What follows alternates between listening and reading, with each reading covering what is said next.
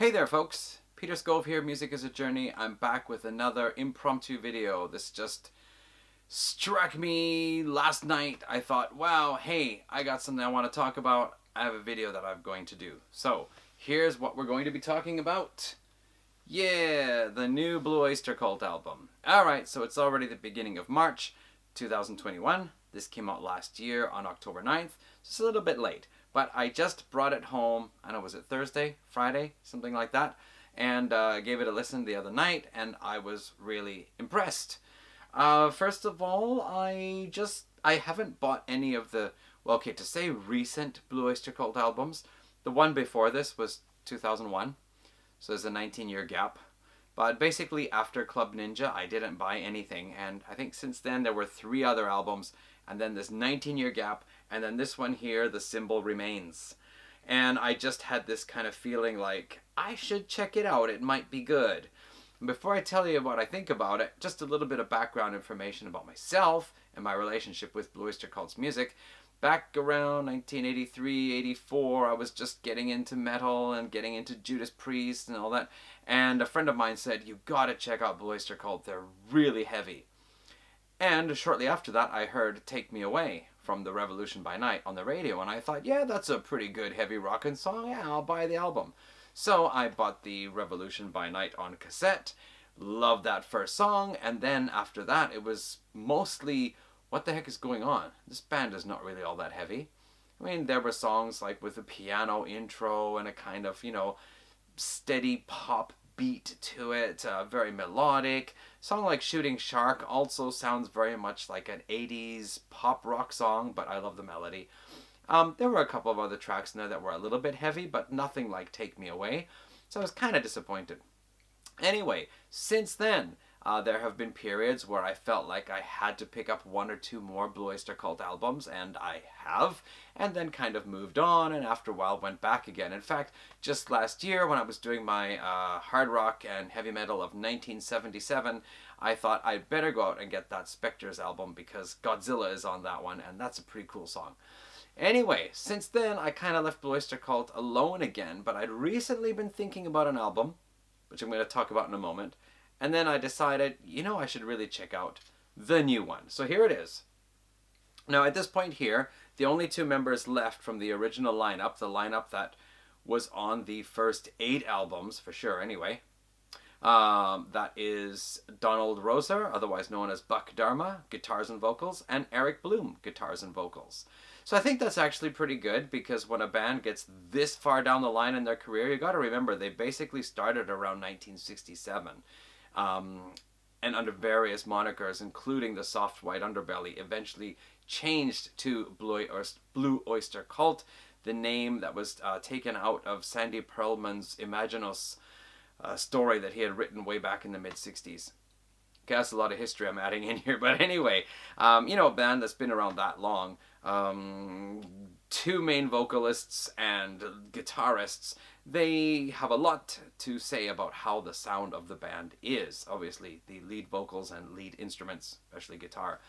So anyway, they are the 2 original members left. I think it was the drummer who has also been with them a long time. But remember, we're talking about 19 years since the last album. And honestly, I don't know who was on that last album because I don't have it yet.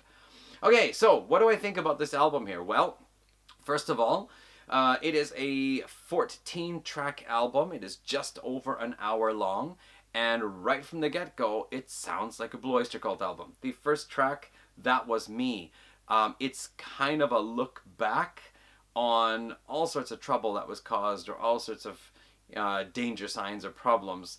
And That Was Me. I think it's almost like a look back on a career of evil type thing. And it's a pretty heavy rockin' song, so it is pretty cool, and I think recognizable as a Blue Oyster Cult song. One thing I'm going to say, I don't have, as I said, don't have any of the more recent albums. Club Ninja was the last, so this is a very modern sound, and man is it heavy at times. Okay, so we move on to Box in My Head, which is a song about the skull is a box, and inside that's a box which is a brain, and inside the brain is another box kind of thing. It's kind of one of those Blue Oyster Cult songs that are kind of typical of them, where it's not as deep or not as aggressive, but it sounds like there's a good idea in there that is being put through the Blue Oyster Cult filter in a way. So it sounds like it could be dorky, but it could also be pretty cool. But it's a good song. And then we got on to Tainted Blood, which, listening to it twice now, judging by the lyrics, I think it is a vampire who shared his life with his love for over 200 years, and then something happened and she's been taken from him. And so now he's singing like, drive a stake through my heart, pull me out into the light. Basically, he doesn't want to spend eternity without her. It's a pretty catchy chorus too, and it's a good rockin' song. Nightmare Epiphany is also, it's one of those more upbeat rock and roll type Blue Oyster Cult songs, but definitely sounds like a Blue Oyster Cult song. And then after that, it kind of goes on. Like, I felt the next 3 or 4 tracks, as I was listening to them, I felt they're good. They're good rock tracks, even hard rock tracks. But honestly, if I heard these songs without knowing it was Blue Oyster Cult, probably no bells would have gone off. I wouldn't have thought, don't I know that voice? Or, hey, is this a Blue Oyster Cult song? I think it just started to sound more like an old dude's rock band. Playing really well, doing a great job, but a little bit on the generic side in a way. Now, I'm just saying that after one good solid listen and one kind of cursory follow-up listen. But anyway, that doesn't mean that we're on a bad track here, because by the time we get to track 9, actually the Return of Saint Cecilia sounds pretty much like a Blue Oyster Cult song too. That's 8. But track 9, Stand and Fight, gee willikers, this is a heavy song. It's like non-thrash Metallica, just really heavy guitar sound, and it's darn good. In fact, I read one review on the internet where one person said that is the best track on the album. It's one of the top ones for sure, I think. We go on to Florida Man, which is kind of interesting, and then track 11, The Alchemist. This, I felt, would have been a great closing track for the album. It's one of those epic Blue Oyster Cult pieces. It has the piano in it and the heavy guitars and the atmosphere of some kind of epic quest, and the person who's, I don't know, the son of the sorcerer, and he finds the alchemist, and I don't know, it's pretty exciting stuff there. Perfect way to close the album. But actually it doesn't close the album, because it's track 11 out of 14. We still get 3 more tracks. And this was kind of weird, because I was walking home listening to this and thinking, wow, great, bravo, nice album. Oh, there's another song. And I listened to that and I thought, oh, okay, all right, so that's the end. There's another song. All right. Okay, that song had a really good closing to it, so that's the end. There's one more song. Yeah, but you know what? 14 tracks, and I'd say most of them, it sounds like a Blue Oyster Cult album, albeit modern sound, heavier guitars in many places, but not necessarily a heavy album through and through. A song like, what's it called here? Train True. Well, it's about trains. A guy on a train. Kind of fun lyrics, and I got tick, tick, tick, tick, tick, tick, tick, tick, tick, drumming beat to it. Sounds a bit like a train. Maybe a harmonica solo. So it's not all heavy stuff. Some of it's got a little bit more melodic choruses in. It is basically a Blue Oyster Cult album, and I gotta say, it is very impressive, because, you know, a lot of these old bands, once they get on in their career, and then they kind of just keep putting out albums, and there's a couple of good songs on, but you could probably make a really good album from the last 3 or 4 albums type of deal, right? And yeah, Blue Oyster Cult is one of those bands. They've just managed to pull off another good album. Kind of like Styx with their 2017 album, The Mission, which came out years, like 12 years after their last studio album. And it was also a really good album. So these guys, keep it up, man. Okay, highly recommend it. Anyway, if you're a Blue Oyster Cult fan, The Symbol Remains. Now, the other thing I wanted to talk about, this is also kind of an album review. This album here, Club Ninja, I got it way back when it first came out, and I think it was released late 95 in some places, and then like in the UK, but then early 95, that's it, 95, late 85 in the UK, and then early 86 in North America. I had it on cassette, of course. And for me, this album was unexpected, and you got to remember that I only had the Revolution by Night at this point. I didn't have any of the older classic albums, so I was just hoping, okay, let's see if this album is going to be heavy. And It is and it isn't, but it was so different. There were things on here like the 80s pop keyboard sound in places, or the electronic drums, or that kind of, 4/4 80s loud drum beat, which I didn't really like. But there were other things with the synthesizers that I did like. And then some songs used more of a classic organ sound. And then there were some jangly guitar bits which normally I wouldn't have liked, but I thought it really worked. And you know what? Overall, I actually think I listened to this album a fair bit. Now, a couple of the songs are a bit goofy. I think like Rock, Make Rock Not War and Beat 'em Up, kind of a little bit silly song titles. But, we got songs like White Flags, which is actually a cover of a song by Leggett, the Leggett brothers, one of whom, Hugh Leggett, used to be in A Foot in Cold Water. And I actually have that album somewhere. I love that song, White Flags, and especially the part after the big, take me away, yeah. And then they come with the keyboards, like this organ keyboard sound. It's like, wow, who's doing that? That's great. Dancing in the Ruins was the big melodic, almost pop-like song that actually got on the radio a little bit.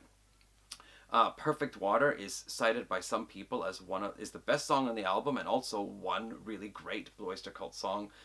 Spy in the House of the Night is not something I normally would have picked up, but I liked it. When the War Comes, it has a Howard Stern intro. He says something at the beginning. It's this kind of more darker atmosphere to it. Shadow Warrior is one of those big, epic story type, future science fiction fantasy type songs. And then Madness to the Method I think it was over 7 minutes long, and I think it's brilliant, and it has this fantastic dramatic piano solo at the end. I gave away the cassette a long time ago, and I finally got this on CD just last week, and I'm surprised. I actually really like this album. So I went ahead and watched some videos of people ranking Blue Oyster Cult albums. First was Pete Pardo, Sea of Tranquility. He said they don't have any turds. All Blue Oyster Cult albums are good, just of course some are way better than some others. And he said this one was at the bottom of the list. He said it sounds better now than it did in the 80s, but it's just not as good as the others. But I like it. And then I watched this other guy, and he just totally panned this album. He said that from Revolution by Night they were on a nosedive, and it just went to this one here. Are you kidding me? Well, okay. So anyway, I guess if you are a diehard fan of the classic years throughout the 70s and early 80s, probably this was a kind of, W2F moment. What are they trying to do here? But I don't know. For me, like I said, my second album, and going back and listening to it again, I realize I remember all the songs, and there's a lot of cool stuff. This is an album with hard and heavy rock in it. This is an album with some longer, serious pieces with some epic storytelling in the lyrics. This has some more pop elements, and I think that was largely due to the band calling Sandy Pearlman back again to manage and help with the production, and he was meticulous as heck, they say. And it was largely his doing that insisted to get these modern pop sounds, the electronic drums and some of the keyboards in.